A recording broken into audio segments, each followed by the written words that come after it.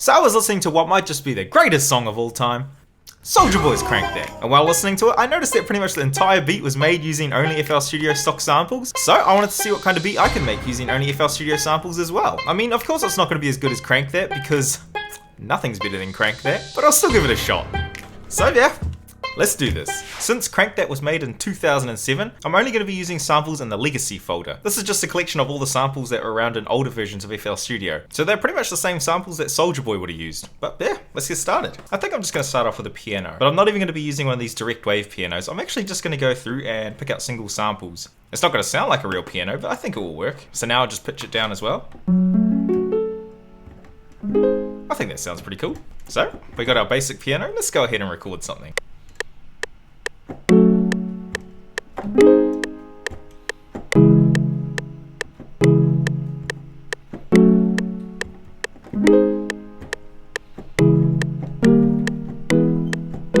That should be alright, so let's add on some other instruments. I want like a little hit thing. That should make a nice little arpeggio. Let's go ahead and record something.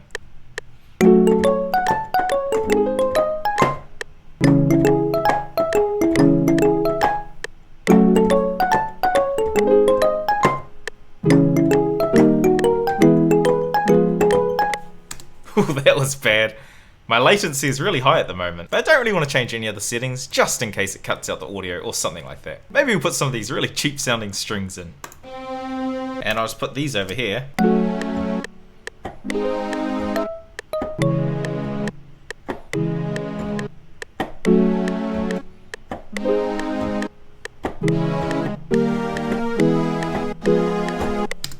That should be alright, they sound pretty bad. I think it's time to move on to the drums though. Let's see what Legacy drums there are.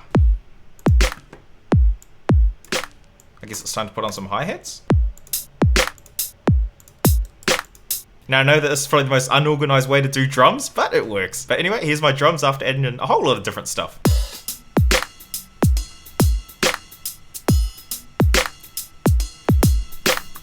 And I think it's going to do for now. So now I'm going to go ahead and add in a proper bass line, something a little bit heavier. So I'm going to take this bass sound and I am just going to distort it. Bit of wave shaper. Yeah, that sounds good. So let's record in our bass line.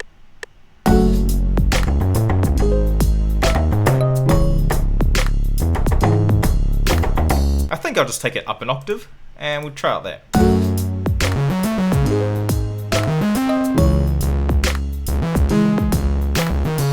Okay, so I like that sound, so now I just need to lay on a lower bass.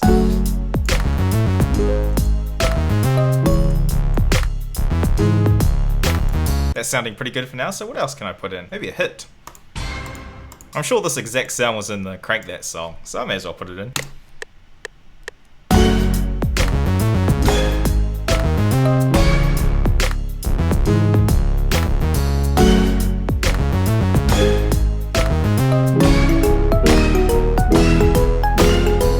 That actually worked pretty good. So there we go. I think I pretty much added in everything else that I can. So after adding a little bit of my magic off camera, here is the finished beat.